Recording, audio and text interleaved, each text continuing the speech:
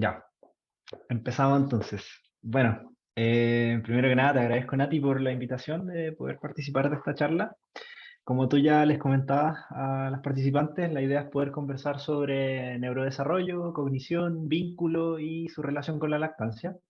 El esquema de esta presentación va a tener primero un poco de lo que significa la vinculación, el apego, por así decirlo, por qué es importante esto. Luego pasar un poco a algunas evidencias en relación a la lactancia para terminar quizás con esto del neurodesarrollo y hacer como una síntesis, quizás una vinculación entre cómo se vinculan estos tres elementos.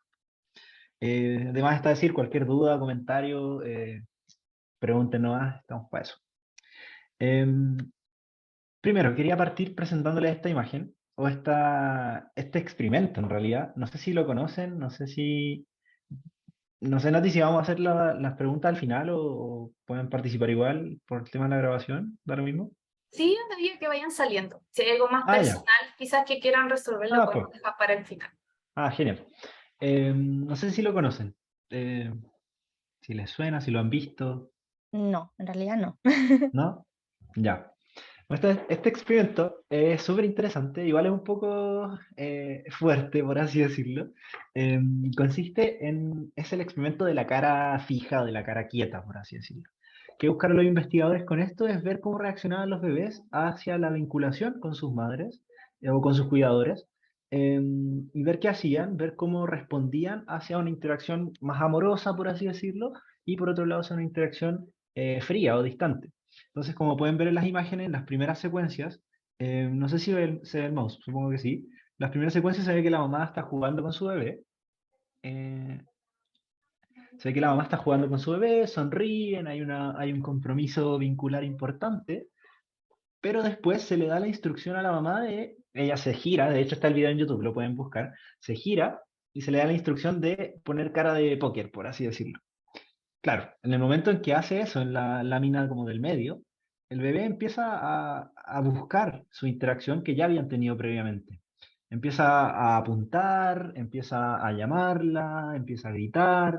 Posteriormente la mamá tiene que mantener la cara fija.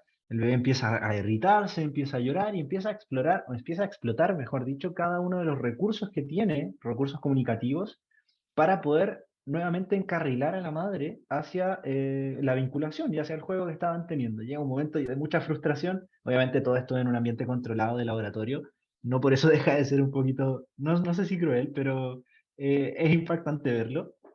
Y hasta un momento en que el bebé, claro, empieza a llorar y todo, y ahí ya nuevamente se le da la indicación a la mamá que lo contenga y que pueda reaccionar. ¿Por qué quería partir esta presentación con esto? Porque refleja la importancia que tiene la interacción humana, la interacción diádica, como se dice, principalmente madre-bebé, en el desarrollo. ¿Cómo, cómo es tan importante para un bebé o un pequeño o pequeña de un par de meses la reactividad emocional de su cuidador principal?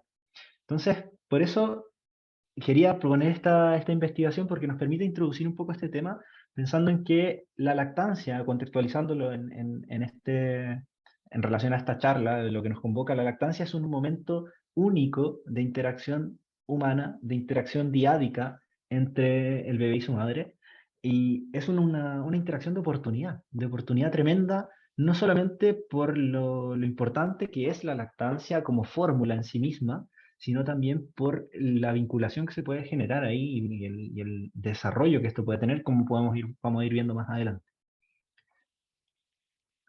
En ese sentido hay que primero contextualizar dónde se da esta lactancia, cuál es el contexto de la lactancia.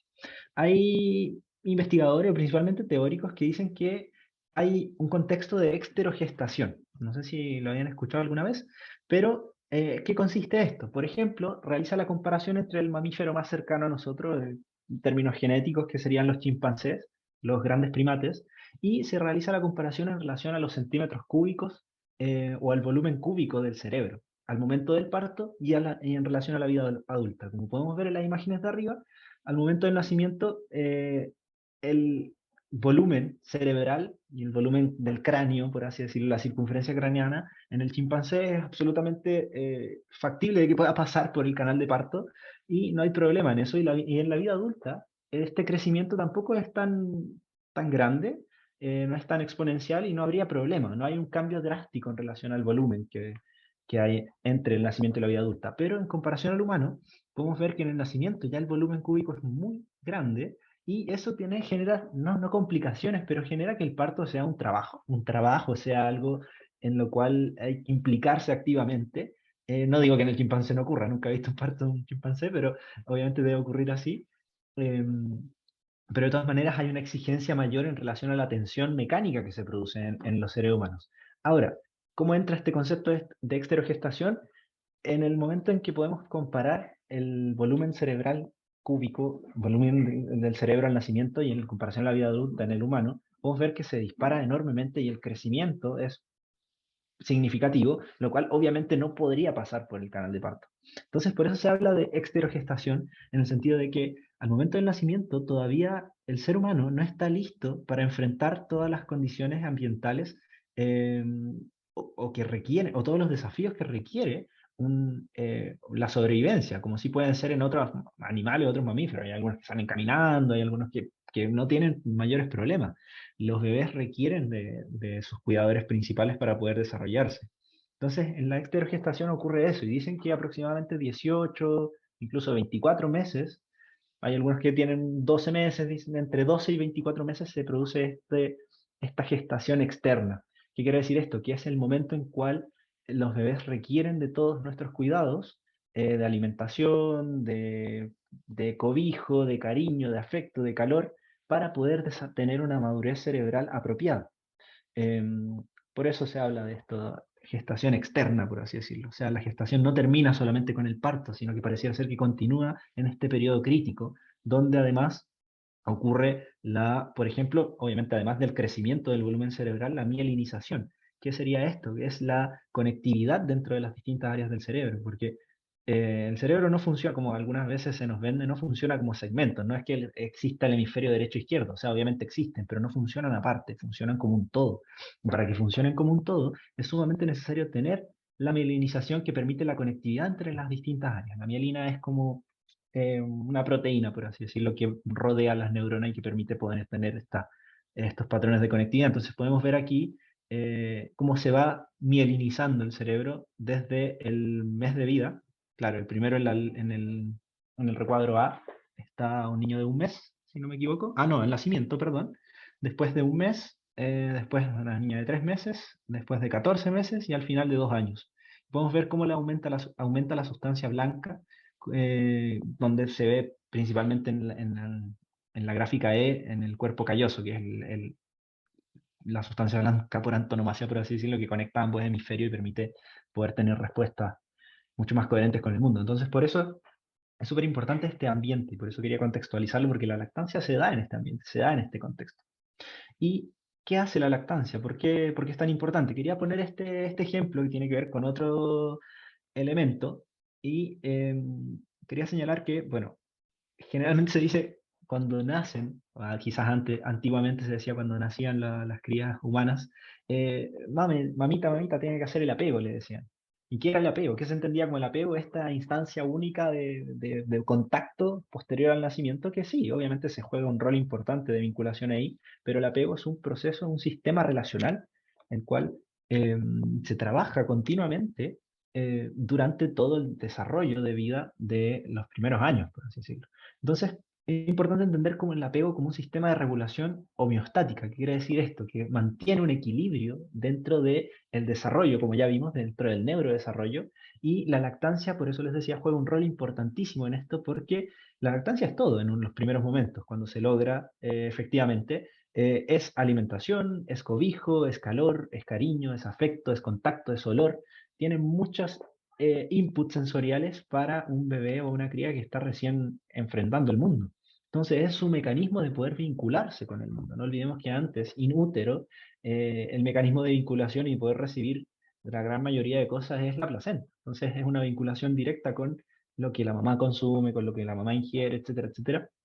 Y externamente, ya cuando hay que enfrentarse a este mundo desafiante y abismante puede ser, sobre todo sensorialmente para un bebé, es súper importante tener algo que le permita al bebé poder desarrollarse sólidamente. Por eso la lactancia sería un mecanismo, obviamente, de apego, que contribuye a desarrollar un vínculo de apego importante con esta regulación homeostática, de equilibrio. Aquí tenemos el ejemplo de la temperatura, por eso dije que es un ejemplo nada que ver, pero igual tiene que ver. O sea, si el bebé siente frío en los primeros meses de vida, ¿qué va a hacer? ¿Va a llorar?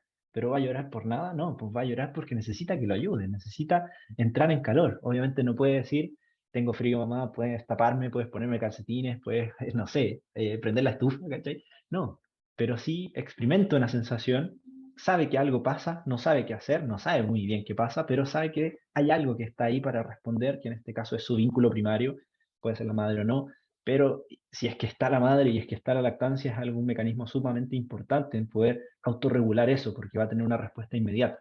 Entonces, quería poner esta gráfica simplemente para representar un poco eso. Pero también, como les decía, no solamente es un mecanismo de regulación fisiológica, como puede ser bajar la temperatura o subir la temperatura corporal, sino también es un mecanismo de regulación diádico, como dije antes, de una diada, de una interacción entre dos, que genera un espacio de intersubjetividad. Este es un concepto muy de Francisco Varela y todas las neovarelianos que hablan sobre la teoría de autopoiesis, que tiene que ver con la autorregulación, con cómo los sistemas vivos se interactúan y se forman, incluso las teorías de Maturana y todo eso. Y bueno, muchos teóricos han ido desarrollando estos conceptos y llegan a este concepto de intersubjetividad. Y quiere decir que la madre tiene su propia subjetividad, así como también el bebé. A pesar de estos primeros años y estos primeros días o meses, hay una subjetividad y hay un otro ahí. Y ese otro está en una vinculación, crea esto que se llaman los mundos de vida. Los mundos de vida son estos espacios mutuos, compartidos, porque el mundo es un espacio compartido en el cual podemos interactuar. Entonces, por eso está esta imagen acá, que es de un libro de Shore, que ahí sale arriba el nombre, que habla un poco de esto, y puede generar, podemos ver como en la imagen hay una interacción desde lo auditivo, lo visual, lo táctil, lo sensorial. Es un mundo de vida de intersubjetividad el cual crea una forma de regulación, una forma de interacción. Entonces todo esto pasa dentro de los primeros días, primeros meses, bueno, incluso desde antes del nacimiento, pero es un espacio de desarrollo sumamente importante. Como les decía, el cerebro está en crecimiento, está en conectividad, y que se conecte internamente por medio de la ayuda de la madre o de los cuidadores principales es súper importante. Y eso permite brindar estabilidad, permite aprender, que el bebé aprenda que si es que tiene algún problema puede contar con alguien y ese alguien le va a ayudar, lo va a cuidar, le va a responder, le va a permitir enfrentarse a este mundo y le va a permitir en este ambiente de exterogestación poder desarrollarse. Ahora, esta interacción, por eso decía también, no solamente las madres, obviamente las madres tienen el privilegio y el desafío de la lactancia, no vamos a engrandecerlo, obviamente es muy beneficioso, pero también es un desafío tremendo. Pero no solamente ellas pueden generar este tipo de herramientas, sino que también los cuidadores principales. Por ejemplo, tenemos este estudio que habla sobre la expresión de oxitocina, que la oxitocina es algo que se secreta, es una hormona, es un neuropéptido en realidad, eh, que se secreta cuando hay un proceso de lactancia o también cuando hay una vinculación próxima, es la hormona del amor, como se dice comúnmente. Entonces, vemos acá en el gráfico de la izquierda la expresión de oxitocina en las madres y vemos que hay una relación directamente proporcional en relación a los cuidados, a las conductas de afecto y cuidado. Pero vemos que también, y esto es un estudio del 2012 si no me equivoco, también hay una correlación de expresión de oxitocina en el padre que también genera conductas de cuidado, conductas parentales. Entonces, ¿por qué hablo de esto? Porque la oxitocina, como ya dijimos, está dentro de la lactancia también y por eso les decía anteriormente, la lactancia es una instancia de oportunidad. Entonces, si vemos que la oxitocina se secreta no solamente en los espacios de lactancia, sino también en los espacios de cuidado, de juego, de interacción, de amor, vemos que la lactancia puede reforzar también esto. Y que esto además ocurre también en el padre, que si bien no tiene el privilegio desafío de poder lactar, pero sí, o de amamantar, como podemos definirlo, sí puede implicarse de otra manera. Y por eso también la importancia, quizás Bernardita lo decía anteriormente, no lo sé si lo comentó, la importancia de poder generar un sistema de cuidado, no solamente dependiente de una sola persona o de la madre. Tampoco hay que hay que tener presente la carga cultural que hay y que generalmente se le ha dado a la madre en ese sentido, sino que también hay que tener a padres implicados porque eso ayuda a tener una buena lactancia, ayuda a tener un buen sistema de cuidados y a tener una buena regulación de este sistema intersubjetivo basado en el apego y en los cuidados. No sé si hay alguna duda hasta acá o algún comentario. Quizás ahí doy muchas cosas por sentado o algunos conceptos, no lo sé. Diego, ¿Sí? una pregunta Vale. para ponernos en otro contexto, Ujú. ejemplificando, ¿cierto? Madres que no cuentan con el apoyo del padre del niño, ¿cierto? Ujú. ¿Algún cuidador podría al mismo tiempo poder desarrollar ese tipo de relación, como vemos Sin acá duda. graficado, ¿cierto? Con el mismo nivel quizás de liberación de oxitocina, que sabemos que es lo que Ujú. también genera ese tema de apego y de cuidado. Ujú. Sí, sin duda, sin duda. Aquí, claro, y súper buena pregunta, igual para salir un poco de este esquema clásico de la familia nuclear. Y de hecho hay una investigación, no la puse acá porque habla un poco de otra cosa, hay una investigación que habla sobre padres del mismo género, vale decir, o padres homosexuales, y se ve que también tienen los cambios plásticos del cerebro que ocurren en una madre. En la madre hay una disminución de la corteza prefrontal y un aumento de la amígdala. La amígdala es el lugar asociado a las respuestas emocionales y se dice que esta disminución de la corteza prefrontal no quiere decir que se achique el cerebro, sino que aumenta la conectividad y eso es para poder brindar una respuesta mucho más efectiva y afectiva hacia los bebés.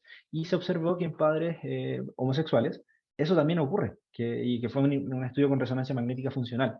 Entonces, desde ahí queda en evidencia que sí, las madres son súper importantes, si es que están, genial, los padres también, si no están, hay otras personas que pueden tomar ese rol. Porque aquí en este estudio, como les decía, padres homosexuales que no tienen una relación biológicamente directa, quizás, o no tan estrictamente directa con el bebé, pueden tener los cambios plásticos que hay en el cerebro, que ocurren en una madre, y también obviamente van a generar esta expresión de oxitocina y esta vinculación. O sea, por eso hablaba de cuidadores primarios. Puede estar la madre, puede estar el padre, pueden estar los abuelos, pueden estar los tíos, quien esté cerca, puede estar la madre y el abuelo, puede estar la madre y alguien más que esté ahí, ¿cachai? La importancia es la dedicación y el compromiso en poder generar unas conductas de cuidado, como dijimos acá, este gráfico relaciona conductas de cuidado. Entonces, no necesariamente cuidadores en sí, entonces las conductas de cuidado las puede ejercer cualquier persona que tenga la disposición, el afecto y las ganas de poder implicarse en un proceso de crianza. Y va a tener las mismas consecuencias a nivel de cerebro igual. Claro, como los padres adoptivos también. También, pues. De Sí, hecho, es el mismo ejemplo. sí, de hecho hay un estudio muy bonito que se hizo en algún momento que hablaba de mamás que adoptaban niños en periodo de lactancia y ellas, por no haberlo gestado, ¿cierto? Durante los primeros días obviamente no iban a tener leche en sus mamas, pero Ujú, por el estímulo que se generaba y todo este ujú, vínculo, ¿cierto? Que genera un aumento de oxitocina, después de un par de semanas esas madres adoptivas empezaban a producir leche y sí, los niños terminaban siendo alimentados finalmente por esta madre adoptiva. Entonces ahí también se veía como eh, también tenemos esa potencialidad de generar ujú, leche tan solo con este vínculo y esta necesidad del niño. Así que ahí sí, pues, también se genera eso incluso con padres que quizás no son biológicos. claro, sí, súper. Gracias, Nati.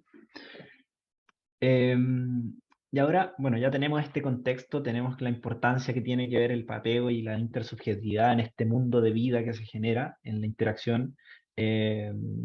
Y vemos que también hay una respuesta biológica igual, que hay elementos que ayudan en esto, que pueden generar una potencialidad en esto. Y veamos ahora qué pasa con la lactancia en sí mismo. Acá tengo un gráfico de un estudio que se realizó el año, creo que está ahí arriba, 2018, donde comparaban la mielinización por medio de resonancia magnética también, eh, comparar la mielinización entre bebés que tenían alimentación por lactancia y bebés que tenían alimentación por fórmula, donde a pesar de quizás la fórmula no es mala, quiero partir igual diciendo eso, cuando no se logra la lactancia, no quiere decir que sea un fracaso, cuando no se pudo por ABC motivo que puede ocurrir, la fórmula es la opción, de hecho este paper decía, a pesar de que contraponía un poco esto, decía al final, si no ocurre, la fórmula ha demostrado que funciona, no igual a la lactancia, pero funciona, y es lo mejor que tenemos hasta el momento, entonces igual es importante considerarlo. Ahora, yendo a lo que nos convoca a la lactancia en sí mismo, tenemos la comparación en estas curvas al costado derecho de distintas áreas del cerebro en relación a su sustancia blanca, como ya dijimos que tiene que ver con la conectividad. Y, por ejemplo, partiendo por la de la izquierda arriba, tenemos la sustancia blanca frontal, temporal, parietal, occipital, de cerebelo, de cuerpo calloso, y las distintas subdivisiones del cuerpo calloso. Y vemos que en la curva negra está el promedio, por así decirlo, de... sí, el promedio de mielinización, por así decirlo, en términos simples. Bueno, el gráfico de la izquierda grafica un poco cómo se entiende la curva y todo eso. Pero vemos que supera, este promedio de mielinización supera a la fórmula en todas las áreas y en todas las estructuras del cerebro. Se evalúa esto en la cantidad de meses. Vemos acá la edad hasta 100 meses. 100 meses, sí. Entonces vemos que la lactancia ayuda, como ya dijimos, no solamente el vínculo en sí mismo, sino que también ayuda y colabora en poder robustecer esta mielinización del cerebro. Ahora, se evaluó también porque se preguntaron a los investigadores, bueno, pero hay muchos tipos de fórmulas, hay algunas que tienen ciertas características, hay algunas que están potenciadas con ciertas características, evaluémoslo. ¿Qué pasa si es que evaluamos otras fórmulas, no la estándar? Y nuevamente la curva azul es la que refleja la alimentación exclusiva con lactancia materna, y en comparación a las otras de colores, que son los otros tipos de fórmula, y nuevamente se ve que el promedio de mielinización en la lactancia es superior en todas las otras, en todas las áreas del cerebro en comparación a la alimentación con fórmula. Y aquí tenemos, posteriormente los mismos investigadores hacen la comparación entre ciertos hitos cognitivos, por ejemplo, el aprendizaje como temprano, en el gráfico de la izquierda, el cociente de desarrollo verbal en el del medio y el cociente de desarrollo no verbal, y podemos ver que el puntaje normalizado con lactancia materna exclusiva es mayor en todas estas evaluaciones cognitivas en comparación a el uso de fórmula. Yo creo que igual aquí, bueno, también lo dejan en la discusión, es la vinculación que se pueda generar en el momento en que se brinda la fórmula o en el momento que se da este proceso de lactancia. Obviamente la lactancia es, como decía, es una instancia desafiante, pero es una instancia de oportunidad tremenda para un vínculo de apego porque hay un piel a piel, la madre está ahí mismo, hay miradas, hay contacto, hay canto, hay caricias, hay una experiencia sensorial y experiencia completa de interacción intersubjetiva, como ya dijimos. Lo que puede pasar, no sé, no he visto un estudio en relación a eso, es cómo se dan estas condiciones en las cuales se brinda la fórmula. Puede ser que en algunas condiciones no esté toda esta interacción o no haya conciencia de que se puede llegar a, de que tiene que estar esa interacción intersubjetiva, como dijimos. No sé, quizás sería interesante evaluar eso, o igual hay que tenerlo presente. Ahora, este es otro estudio, pensando también en la lactancia y el desarrollo cognitivo, donde se comparó primero la lactancia con las fórmulas y se observó que, claro, la lactancia puede, lo mismo, el mismo resultado del anterior, tiene un mayor impacto en el desarrollo neuronal y cognitivo de los bebés. Y se comparó también en relación a la introducción de la comida sólida, si es que se alargaba la lactancia, por así decirlo. Entonces podemos ver que primero en el gráfico de la izquierda arriba, en el desarrollo motor fino, no hay una influencia tan significativa. Vemos como en las barras más a la izquierda del mismo gráfico está la extensión de la lactancia desde los menos 5 meses hasta más de 7 meses. Y al ladito está la introducción de los sólidos desde menos 6 meses hasta 7 meses o más. En el desarrollo motor fino, los investigadores dijeron que no había una influencia significativa, y eso lo ponían en cuestión debido a que faltarían otros factores, un tema de desarrollo motor en sí mismo. No sería algo como que se logre apreciar, y que sí se podría apreciar hasta después, quizás, si es que este estudio se extendiera, podría observarse quizás en otros meses o años del desarrollo motor, del desarrollo psicomotor. Lo que sí notaron es que en el desarrollo motor grueso sí hay una influencia importante si es que la lactancia se extiende desde menos 5 meses hasta más 7 meses, o hasta 7 meses o más. Vemos que la curva se empieza a aumentar. Esto es un puntaje de correlación, por así decirlo, de relación lineal entre el desarrollo cognitivo en esta área, en este caso, en el desarrollo motor grueso, y la lactancia. Entonces vemos que hay un incremento lineal entre la habilidad de desarrollo motor grueso y la extensión de la lactancia. Lo mismo con que la introducción de la comida sólida, papilla, BLW o cual sea el formato de alimentación, si es que se atrasa, por así decirlo, hasta 7 meses o más, hay un impacto importante en el desarrollo motor grueso. Y aquí vemos lo mismo ahora como observando otros hitos del desarrollo, por ejemplo, el pararse solo tempranamente, también vemos que si se alarga la lactancia hay un efecto importante ahí, y el caminar solo también. También observaron que además del desarrollo motor grueso tenemos la agudeza visual y la sensibilidad de contraste. Sí notaron que en la agudeza visual habría una cierta tendencia lineal entre el aumento de la lactancia y disminuir la inclusión temprana, perdón, la inclusión temprana de la alimentación sólida. Pero en la sensibilidad de contraste habría quizás alguna duda sobre este resultado, pero sí ayuda en la agudeza visual también. Bueno, y ahí hablaban los investigadores de esto y de por qué ocurre esto, qué tiene que ver la lactancia, claro, dentro de su composición nutricional, obviamente ahí ya esa es otra área, me imagino que va a haber otra charla o quizás ya lo tuvieron sobre eso. Esto ayuda en términos de aminoácidos, en términos de proteínas, a la formación de esta mielinización, como ya vimos, y eso ayuda a robustecer áreas que son sumamente importantes para el neurodesarrollo, como son la vista, que es nuestro sentido sensorial y perceptual primario, por así decirlo, y la motricidad, el desarrollo motor, que es lo que regula toda nuestra interacción y nos permite poder desarrollarnos en el mundo. Por eso decían que la lactancia permite robustecer este desarrollo. Y bueno, acá el mismo paper también evalúa otro tipo de hitos, como el correr, el subir escaleras y el tomar en una taza, que este último sería como desarrollo motor fino, y ahí por eso también vemos una curva no tan marcada igual.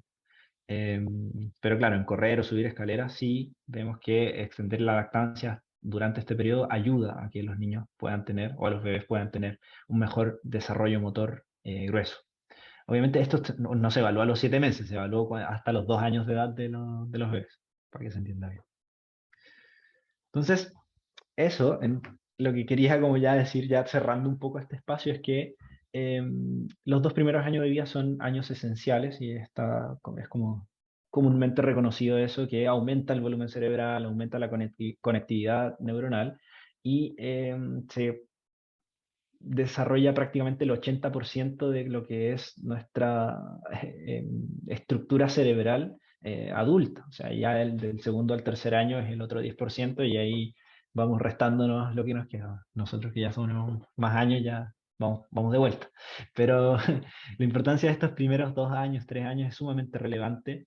Por eso es sumamente relevante desarrollar acciones de cuidado que permitan poder robustecer y poder brindar condiciones no solamente nutricionales, sino también emocionales para un desarrollo neuronal adecuado, porque eso obviamente impacta, como ya vemos acá, en el desarrollo motor en etapas posteriores. Aquí la lactancia, por ejemplo, en este paper llegó hasta los 7 meses o más, y vemos que hacia los 2 años habían todavía consecuencias de esto, había un respaldo de poder haber extendido la lactancia y poder haber generado esta lactancia única, eh, impactando en el desarrollo cognitivo. Y por eso decía, no es solamente la lactancia, sino que también considerar el ambiente de la lactancia, esta exterogestación, el ambiente vincular, y entender que, bueno, si pueden haber condiciones que no sean favorables, ya sea de cuidado, de lugar, de espacio, pero la vinculación siempre puede trabajarse en esa línea y siempre pueden haber otras personas o otras redes que pueden apoyar este proceso y también ayudar a que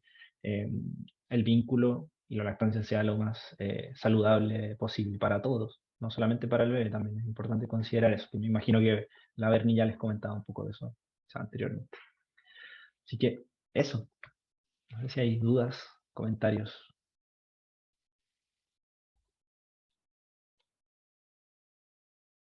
Gracias, Diego, por tu presentación. Estuvo buenísima, mucha evidencia en torno al neurodesarrollo. Estuvo muy interesante en ese sentido. Y me gustaría igual si le pudieses comentar a quienes están presentes, un poco extrapolando esta información a la adultez. ¿Cómo puede beneficiar al niño todo esto que nos comentaste? Uh -huh. En términos de salud mental, pues yo creo que ahí, bueno, que ya es mi área como psicólogo, el generar un vínculo adecuado, un estilo de apego adecuado ayuda a que, bueno, en ese último paper también evalúan un poco la reactividad atencional, la disrupción atencional y la reactividad emocional. Y decían que, claro, obviamente el resultado del esperado, que la lactancia ayuda a proteger hacia una buena focalización atencional y hacia una reactividad emocional no tan disruptiva. Entonces,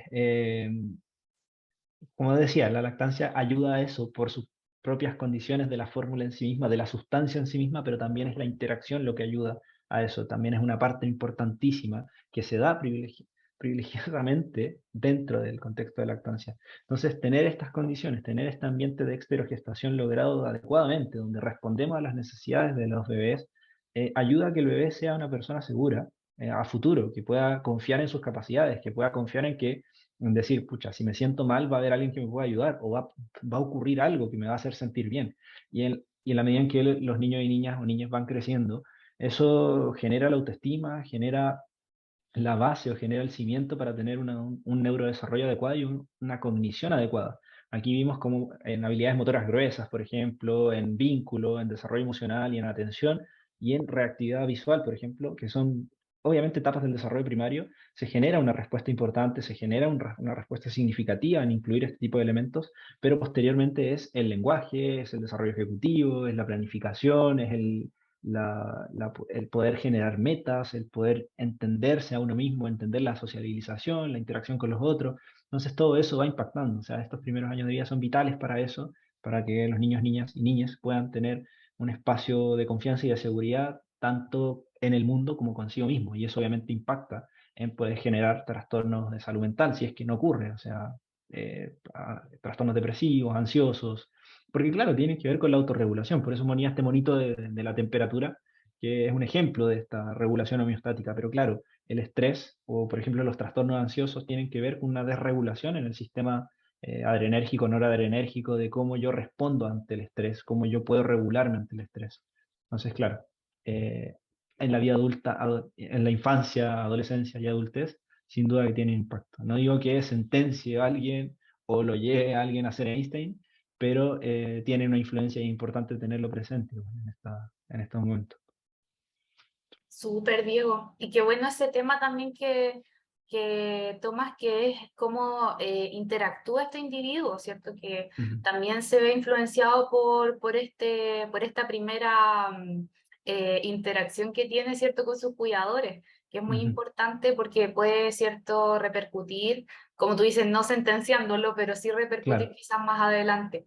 Y en ese sí, sentido también un poco el tema con el cual introdujimos perdón, estas jornadas, que es cómo como comunidad nos podemos comprometer con la lactancia, porque sí o sí ujú, igual va a tener una repercusión a largo plazo en la comunidad, ¿cierto? En la ujú, sociedad. claro, Porque finalmente esos bebés después van a ser adultos, ¿cierto? ujú, Y todas esas competencias que quizás puedan ser beneficiadas por la lactancia materna también van a influir en eso. claro, Y como para complementar también el área de salud mental que tú comentas, vamos a tener estos días también la participación de una odontóloga, que es Alejandra Rivas, que nos va a comentar cómo también puede influir en la salud dental. Y también va a estar súper, Joaquín comentándonos cómo puede influir también en el desarrollo y prevención de enfermedades a largo plazo. Así que ahí tenemos como súper genial, completo cómo todo esto que ocurre tempranamente puede tener una repercusión cierta a largo plazo. súper, qué Así buena. que gracias, Diego, por aportar con esa parte tan importante que tiene que ver con el neurodesarrollo y el apego. Ujú, Y no sé si es que alguien más de acá quisiera preguntar algo o aportar con algo también a la presentación de Diego. claro, alguna duda, comentario, algo que no se entendió o algo que no les gustó, no sé, Quejas.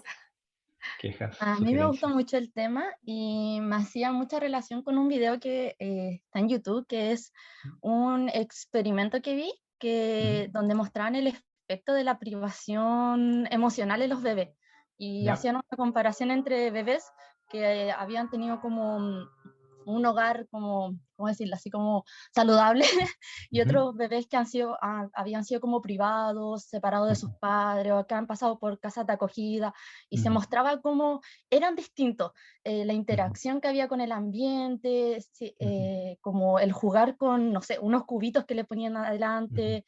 eh, Era como, igual es súper impactante, claro, el tema de cómo el apego tiene un efecto tan potente en los niños más adelante, y el cómo se relacionan cómo se relacionan con el mundo en sí, cómo interaccionan con los demás. Entonces, como que la charla como que me dio así como, oh, me acordé del video y me hizo mucho sentido. Súper. Sí, Súper. pues eso que tú comentas ahí, Caro, tiene que ver con la capacidad de exploración. Pues para explorar en el mundo, en este mundo que es tan incierto, que es tan cambiante, yo necesito tener seguridad, ¿cachai? Y los niños que no juegan o que tienen poca implicación en el juego, son niños que, claro, pueden tener un estilo de apego más ambivalente, más inseguro, porque el juego no les llama la atención. Cuando vemos un niño, niña o niña que no juega, es un factor de riesgo, de hecho, en salud mental, pues es algo que algo está pasando. Entonces, claro, tiene que ver con la seguridad y con la exploración. Entonces, sí, hay mucho de eso, de lo que tú comentáis en esto que conversábamos. Así que, bacán. Gracias por el comentario. Súper. Gracias por el aporte, Caro.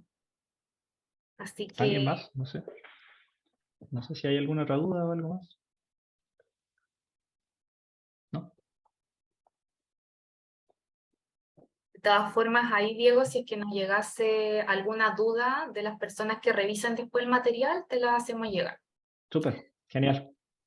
Muchas gracias por Ya, tu pues, Nati. participación, Diego, como siempre, excelente y súper comprometido con el programa Madres y Padres, así que mil gracias nuevamente por estar con estos temas Súper. tan importantes, y qué bueno que también pudimos hacer estas reflexiones, tanto con el tema de Bernardita como de Diego, que en el fondo hacen que nos comprometamos como comunidad.